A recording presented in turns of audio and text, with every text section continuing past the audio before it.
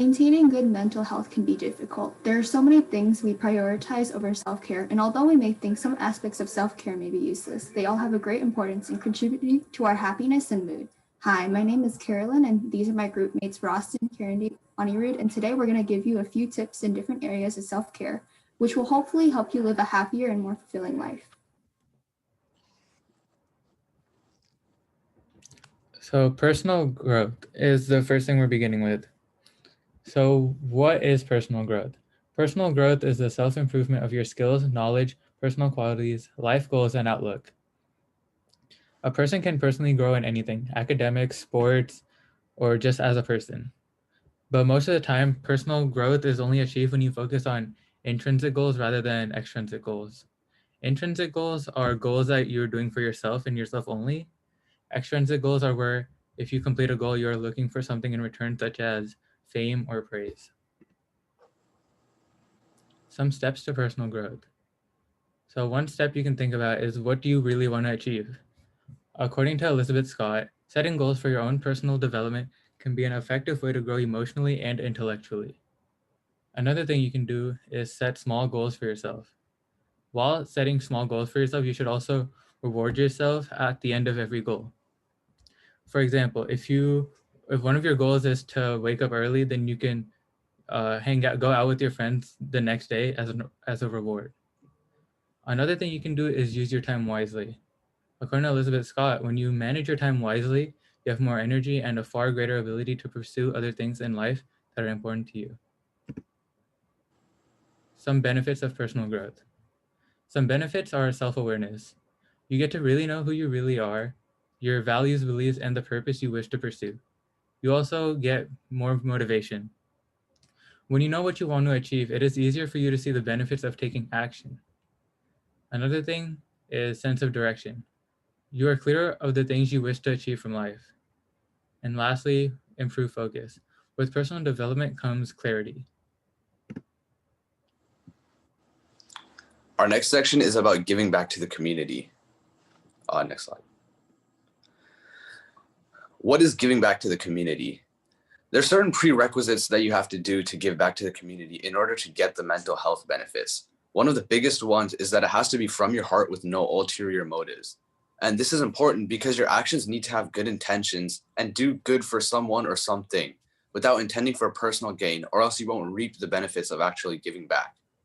The second prerequisite is that you must prove meaningful value to society. And this can be money or time, but studies from Harvard University have shown that although money and time both improve mental health, giving time does help better than money does. And the goal of giving back to the community is to reach a helper's high, which is an elevated sense of happiness that stems from helping others. And some of the benefits of getting to the helper's high is improved productivity, improved happiness, and improved social well-being. Next slide, please. What are some of the benefits of giving back? So giving back to the community can benefit you in three primary different ways: physically, mentally, and spiritually. In terms of physical benefits, the University of British Columbia has found that giving back can reduce the risk of heart problems, including heart disease, high cholesterol, stroke, and overall cardiovascular health. The same goes for cognitive function. Giving back is directly correlated with proper neuron function and prevents neurodegeneration. As for mental benefits, giving back to the community has been shown to regulate serotonin, the neurotransmitter responsible for mood regulation, as researched by the Oxford Journal. And at the same time, giving back makes people feel like they belong in a community and provides life satisfaction. A pretty famous example of this is the Red Cross's blood donation slogan. It's basically saying, give blood, all you'll feel is good. Next slide, please. How can you give back to the community? There's many ways to give back to society, but it can mainly be split into two different groups: donating time or donating money. Donating time is seen as the more beneficial one, as said before, and some of the examples of this include volunteering at a nonprofit, spending time with family, or even just planting a tree. On the flip side, if you want to donate money, you can donate money to any charity of your choice, and you'll still feel the benefits of giving back. Next slide. Now, as we are cooped up into our houses, a lot of social connections are withering away, and some people may think it doesn't really matter to keep these connections alive. But in reality, it is one of the most crucial things we can do to improve our health. To show you how much of a problem it is, in a survey done by Pew Research Center of 6,000 US adults, 20% were dissatisfied with family life, 26% with social life, and 28% dissatisfied with community life. So, what are the health concerns result from lacking of social connections? According to Julianne Holt-Lundstad, PhD, a professor of psychology and neuroscience at Brigham Young University, lack of social connection heightens health risks as much as smoking 15 cigarettes a day. She adds that loneliness is 2 times as harmful to your mental health as obesity. In addition, an article written by Health Resources and Service Administration stated that poor social connection increases risk of heart disease by 29% and stroke by 32%. Another concern was found from a 2015 UCLA study where scientists uncovered that gene expressions of white blood cells of lonely participants had an increased expression of genes involved in inflammation and a decreased expression of genes involved in antiviral responses. A Harvard Medical School article states that one huge effect of lack of social connection is that there is a 50% increased risk of premature death. Next slide, please. To make sure we avoid loneliness and its detrimental effects to health, here's an exercise I've created in order to make sure you keep in touch with people. Try to reach out to 3 different people per week. It doesn't have to be long, just a simple text, anything that gets the conversation starting. If you miss in-person connections, then you could do a safely social distance meeting. And an example would be going to the park or even hiking. An even safer alternative is just to interact with family inside the house, whether it be baking or playing board games.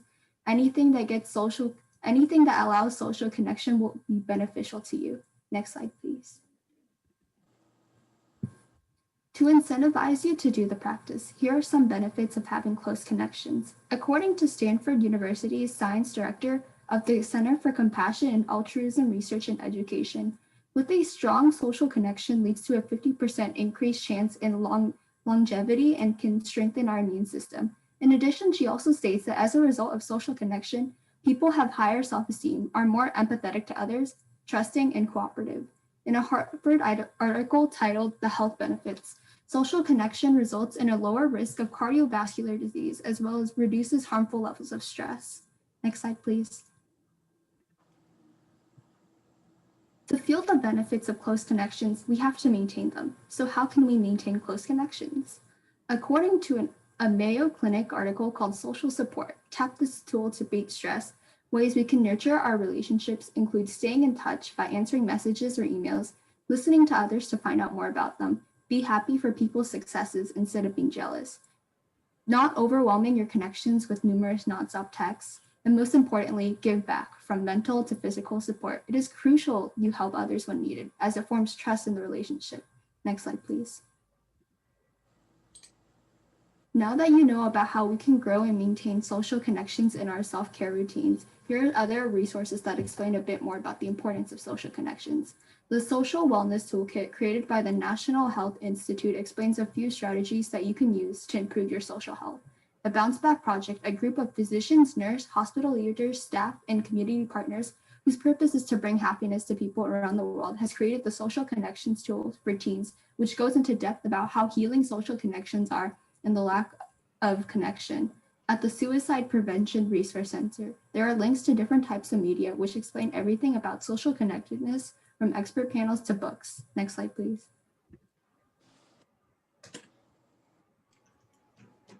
The hedonic treadmill is an important concept to grasp to help better understand how to become happier. Next slide, please. So what is the hedonic treadmill? Also known as hedonic adaptation, the hedonic treadmill is the tendency to quickly return to a baseline level of happiness, even despite major positive or negative events in life. So for example, if you're making a lot of money, you wouldn't stay satisfied with getting like that amount of money, and you would continue to want more and more money. So you would feel a temporary burst of happiness, and you wouldn't stay happy in the long term. So this tendency is called the hedonic treadmill because it compares the pursuit of happiness to a person running on a treadmill who has to keep working to stay in the same place and maintain a certain level of happiness. Next slide, please. So the level of happiness that we always return to in long term is known as our happiness baseline or happiness set point. So our happiness baseline is actually differs from person to person. According to researcher Sanja Lyubomirsky, 50% of our happiness set point is due to genetics, 10% is due to our life circumstances, like where we were born, and 40% left to our own intentional actions, thoughts, and attitudes. Now, an example where the happiness baseline is shown can be seen in a study comparing the happiness of lottery winners and the happiness of paralysis victims. As shown in the graph, the researchers found that there was no difference in long-term happiness between the groups. Next slide, please. So pleasures are the activities that are associated with hedonic adaptation. They cause the short bursts of happiness that you get used to fairly quickly. They're usually very simple and take little effort to do. Some examples of pleasures include eating good food or listening to good music or watching your favorite Netflix shows. Gratification are the activities that make us feel flow, which is when time flies by quickly and we have fun, but they're still challenging at the same time. It has the opposite effect as pleasures because it makes us happier the more we do it, and it also requires more effort than pleasures as well.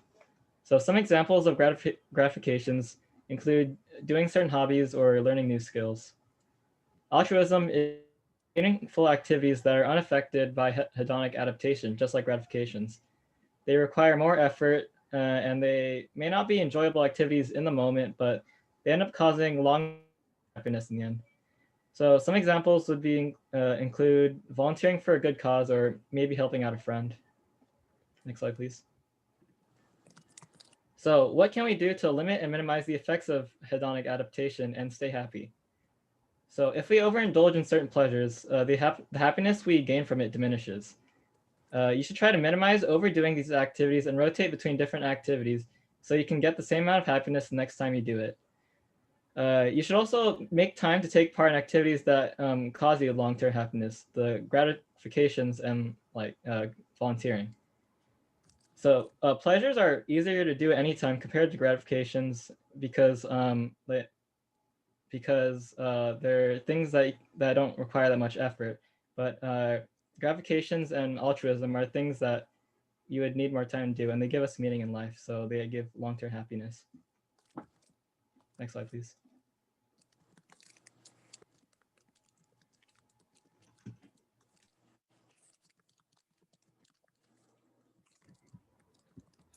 Now we'll be talking about self-care. Most of us don't make enough time for self-care in our daily lives because we never make time for it. We are often overwhelmed by life in general and school. First, we'll be talking about emotional self-care. One example of emotional self-care is to not ignore your feelings and don't suppress them. One way you can do this is to talk to family or friends. Another way you can take care of your self-care emotionally is by finding a healthy way to express yourself. One way you can express yourself is by writing in a journal or talking to friends and family. And another way is to listen to music. Often, all of us listen to music, and it is often the most easiest way to relieve stress.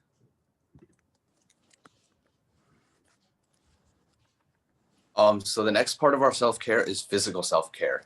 And all of these methods, being working out, getting enough sleep, drinking water, and eating healthy, are geared towards physical self-care. Working out has been shown to decrease cortisol, which is known as the primary cause of stress in our body, and it increases serotonin, which, like I said, regulates mood. And Paula Gil Lopez, a PhD and head of psychology at Fairfield University, states that physical self-care, such as water and drinking enough water and getting a good diet, can benefit the body, which in turn benefits our mental state. And additionally, Joe Leach, an MD, strongly believes that sleeping 8 hours a day is beneficial for our health, and it's especially beneficial for our mental state. And this is because sleeping 8 hours a day rids our body of cortisol levels and brings them back to normal. Next slide, please. Spiritual self-care is connecting to yourself with something larger than you. So how can you do that? According to Brianna Hollis, a licensed social worker, meditation is an easy way to practice spiritual self-care. In addition, she states that praying or writing down affirmations can be an easy way of speaking to a higher power. You can also read spiritual books to understand different faiths, such as The Artist's Way by Julia Cameron. Also, Hollis states that starting a creative project can be a way to share beliefs in a higher power and express human connection. Next slide, please. Thank you for listening to our PSA.